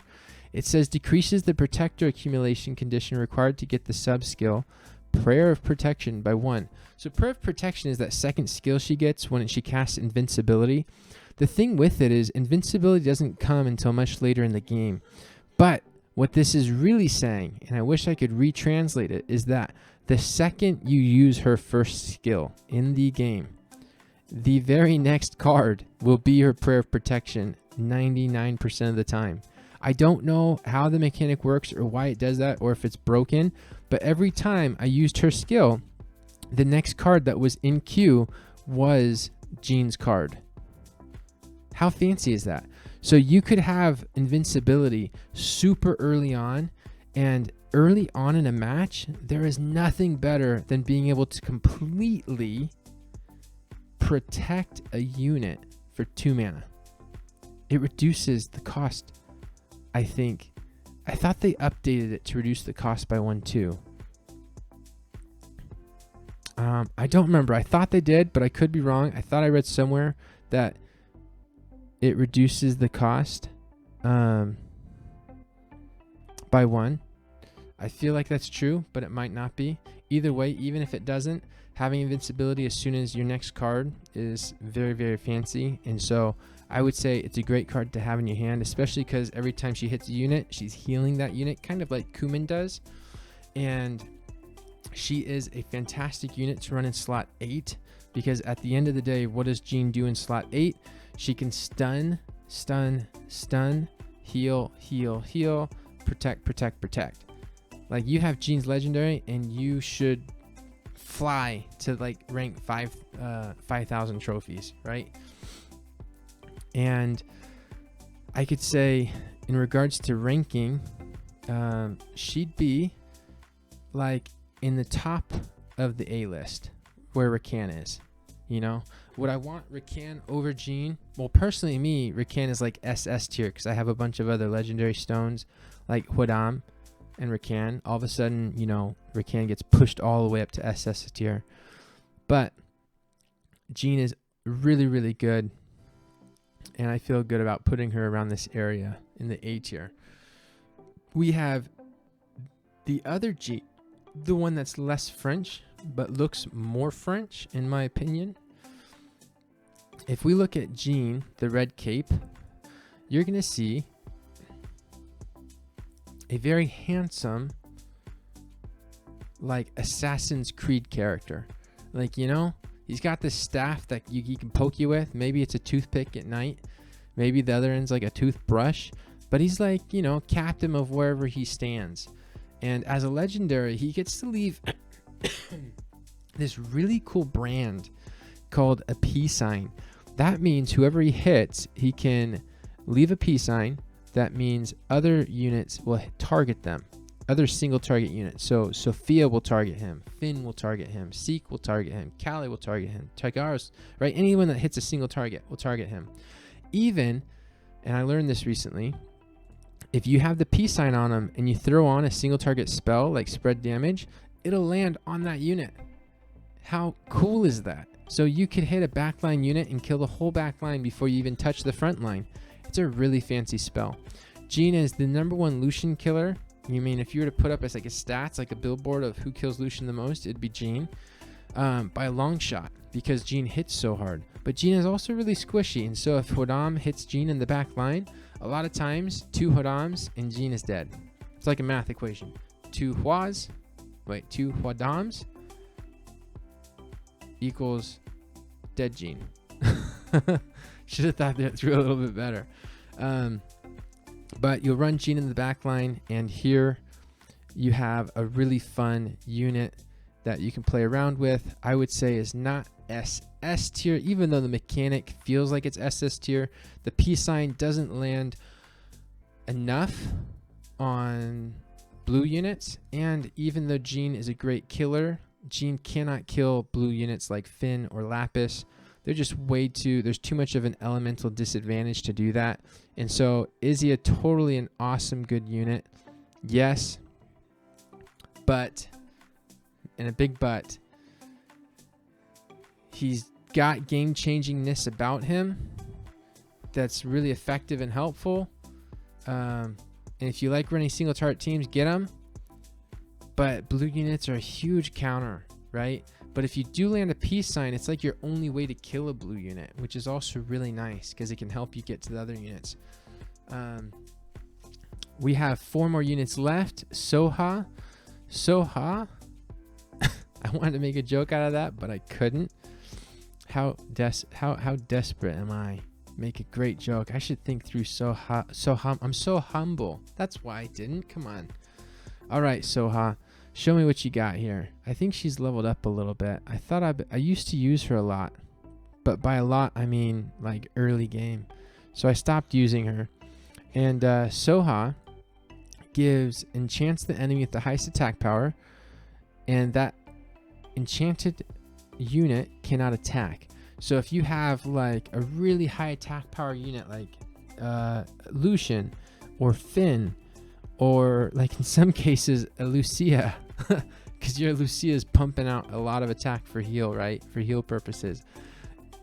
Within 10 seconds of the game, that unit will not be able to attack for like 10 more seconds. And it's a really, really cool combo because for whatever reason, Soha always blocks the unit when they needs to be blocked the most.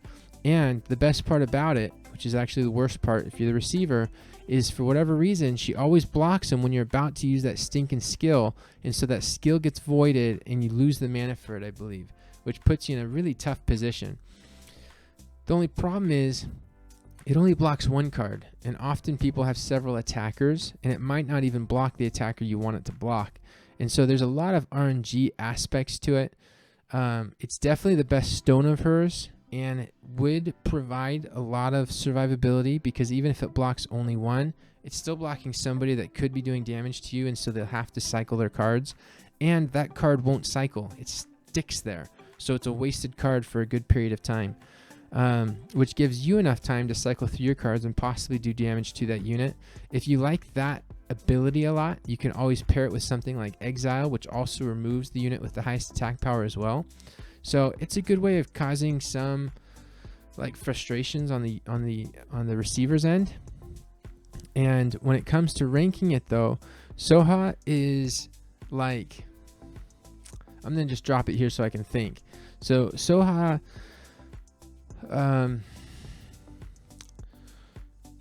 Soha's probably more on the end game side where you'll find her most useful.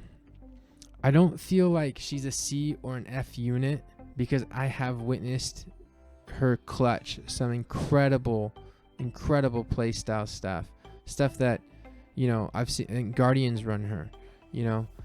I will say she's an A tier unit, And I would say she's better than these 4. There we go. That's where I'm going to put her. She's better than those 4, I think, and not quite as good as these ones, but fits right in the middle of A. If you're running I don't know, if you're running maybe like a Ragdoll, Hwa, some kind of team that wants to try and get to the back line, like even if you have Nicki, So has a great pair, because you'll steal, you'll heal, and then you'll prevent their big attackers from being able to hit. It's really nice.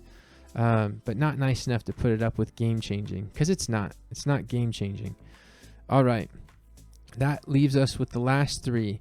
Tessarian. So Tessarian is an Ifrit, even though I like to look at him as like some little devil. Apparently Ifrits are known for healing properties, I guess. I'm not familiar enough with the lore to make too many assumptions or be too insightful, but he has this cool one called Magic Power Extinction, and all 3 of his, keep in mind, are outstanding. I mean, being able to stun you with purple and then being able to do extra damage with green are both really good stones. His legendary is no less than a fantastic stone as well, because you can cycle through Tessarian and dot teams cannot touch you. And dot teams are very meta. Bomb teams are meta. Being able to keep yourself dying from these are very good. You can always find a way to kind of fit him into your team, unless you're like a single target team, which would be harder. But even then, it's better than having some other cleanser on your team, right? So you almost feel justified in just having him there anyways. So he removes all harmful effects granted on all allies whenever you get his card in your hand. And keep in mind, you can force feed it, which means Konamiya, the blue bird, will recover any of the card, a card that's in your hand. So like if you have Tessarian and you just used him, but then they Beretta you, you can Konamiya Tessarian back into your hand and cleanse it all. It's like a double cleanse, a double whammy. And Konamiya doesn't even require a legendary stone to do it. It's just the natural ability of a blue bird. Like, like what? It's awesome. So it's a stone I definitely want, and it is definitely game changing. In fact, I think, wow, I've gone against a lot of like Guardian and top 300 players with this Tessarian card, and it is always a pain in the butt because debuffs do so much. I mean, landing like the defense down stuff, attack down stuff, stuns, I mean, those are all a part of winning a game, and Tessarian takes all of that away. Always run Tessarian in slot 8 or 7 when you have this stone, so you can procure that healing as often and as frequently as you need. So where does that put Ifrit on this legendary scale? I would say he's in the S tier. Is he possibly in the SS tier? You know, when I think about SS tier, I'm like, no, I mean, these SS tier, like I'm going to say it's the head or very close to the head of S tier. These 3, like Khmun or even Poseidon, like these 4 are like so close to being SS tier units, okay? If you're running a team that needs them, then feel justified in saying they are SS tier units. In fact, anyone on the S tier. I mean, these are really good units. All of them are. And Tessarian kind of just fits in limbo here. I just don't think... I'm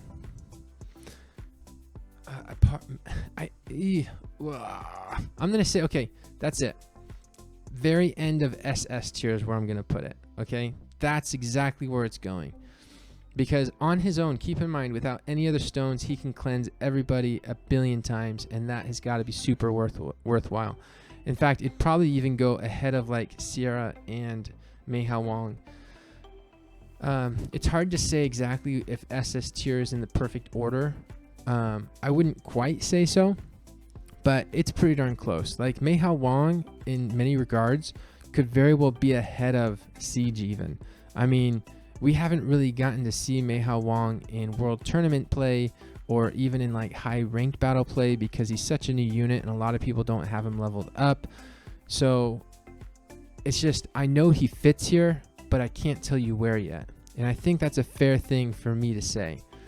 Okay, next unit we're going to look at is Megan. So Megan, it was my first stone. She was my first stone I ever pulled. And at first I was super disappointed. I was like, why me? Because I didn't really understand the stone. But then I understood it. And I am amazed at how effective this stone is. So it grants beneficial effect block whenever someone is going to cast a beneficial buff. So let's say they have, Bernard and they cast acceleration. Boom, it's gone. Let's say they have Shannon and they cast defense up. Boom, it's gone. Let's say they literally have nobody, and this has happened more than enough times, and all they have is Chloe because it's paired with Camilla and they want to do that rain on you, kill you thing. They wait, and then all of a sudden they throw on Chloe thinking that they're going to protect my big old hammer, and Megan comes out of nowhere and beneficial blocks it. It only takes 45 seconds to get it back. So within a minute 30 match, if they pull a beneficial block within the first 2 seconds, like Shannon or Bernard, at 45 seconds, it'll do it again. And then as soon as it flips in to overtime, it'll do it again. So it's a very, very good stone. And people often forget about it when it gets into overtime. So people will save like their divine protection. I call it divine intervention because that's what it feels like. It's intervening with your ability to kill stuff. But divine protection, they'll save, that for the very end of the battle when they think that, you're going to give them the final blow, and then they throw this up. But then all of a sudden, Megan says, that wasn't a bad idea, but it also wasn't a good one. And Toad poisons you. So, is she a top 10 stone? No, she's not. She's not going to go with top 10 with the double S's because, again, she's not game breaking, right? Game breaking is Perna lighting a fire under every single person you have on your team and burning you to death, or Siege swiping you off in one hit. Like, Megan's not going to prevent any of that. What it will do is Megan pairs well with other stuff. She's a good support, but she's also like not always the best support. Like, maybe you really need Shannon as a support, and Megan, although her stone's good, it just doesn't help you with that team. And that's how I feel about right now, my situation. So Megan is an S tier stone for sure, because she has such a wild ability to do something that you can't do otherwise. Think about it. The only alternative to do beneficial block is through Mushu right here, because she spreads beneficial effect blocked, or the spell Weakness Found, which also spreads beneficial effect block. Those are the only two ways to do it. So to have Megan do it automatically when she wants, well, not more like she wants, but when she is required to, right? Like, it's a really nice pair and it works super, super well. So I support Megan, and I support her enough to say that she is in the top two S tier stone stuff. All right, I'm down to the final person. Okay, we have Diaz. All right, this guy Diaz. I'm glad he's last. I promise you, I did not intentionally put Diaz last. I would have, okay, because I don't like him at all. He wrecks everything. In a very good way for the people using him. So I don't want him nerfed, even though I say I want him nerfed. He's a perfectly good unit. It's perfectly balanced. But he does have a cool legendary stone that was nerfed. And I do support that nerf, because prior to this nerf, he was super, super unbalanced. So let me explain his stone. DS grants unrecoverable pretty much on everybody. It's accuracy based, but it seems like it lands on everybody. And the Harvester of Pain, let me show you, recovers your HP by the portion of the skill damage you and your allies dealt to the enemy under unrecoverable state. So the important thing you have to realize is it used to give healing based on normal attacks. So like if you hit normal attacks and there's 5 or 6 or 8 units hitting you, he's healing like 800 or more life every second, which is insane, right? They changed that. So now normal attacks do not impact it. Only skill-based attacks, which is still very, very, very good. So he can go from a pretty much, he was supposed to die, Diaz, to a full health DS if somebody with an AoE hit, like let's say Thrain unleashes on a bunch of people under unrecoverable. Every hit that Thrain does on someone with unrecoverable is going to heal DS. Let's say Lucian hits on him. Let's say Dots, even Beretta, it's damage dealt under the unrecoverable state. And so it's going to heal DS. So you have to be really careful when going against DS. And I have to say, I'm really impressed with their balancing here because it's very appropriate. But in regards to actually ranking DS's legendary stone, you have to remember this is based on if this is the only stone I have that's a legendary, how does it fit, right? And he does not require anything to make work. You just throw on a Lucian legendary stone on him and boom, all of a sudden he's indestructible. Isn't that so cool? I mean, it's just the neatest thing. The problem though, okay, and I need to say this, is you can still cleanse all of DS's stuff. So no matter what DS throws on, you can always cleanse it. So there's that counter. And the second thing is DS can still die, right? Finn, Seek, like he's a dark unit. So all these units are able to hit him hard enough to pretty much kill him. You know, you can always unrecoverable DS with like Kali or like Hathor's legendary, or like the spell unrecoverable. Like there's lots of ways to essentially counter him. So I initially would have said, oh man, throw this guy in SS tier. But if you're looking across the SS tier here, you're seeing units that are absolutely game changing. Like units that put you from, you know, let's say you're at a 4,500 trophy, will take you up to 4,700, 4,800 trophies. DS is very, very close to that, but I feel super comfortable saying that he is the head of the S group, if not getting into the double S group. This is, by the way, the legendary stone tier list. Thank you so much for watching. This is just crossed the 2 hours mark.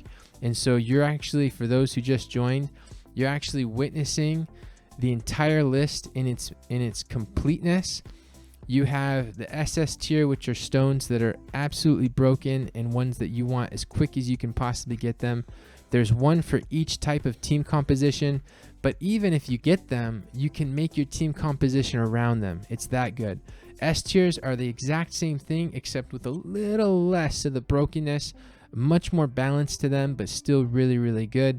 Going all the way down to the F tier, which are, sure, they have a place, but that place usually requires a lot of assistance from other units. You know, Ganymede, sure, in World Tournament on its own is a great stone to have, but in ranked battles, when they're running 15 level creatures with plus 30, it's just pointless. It's worthless. Ritesh, a lot of times you need the twister and the defense down stuff. So rather than keep explaining all this, I'll let you jump onto YouTube at your convenience and watch from the bottom up, or look at any of the timestamps. Go directly to the timestamps to understand, or better, I guess, evaluate what stones you have and how you can make them work on your team. That is the ranking.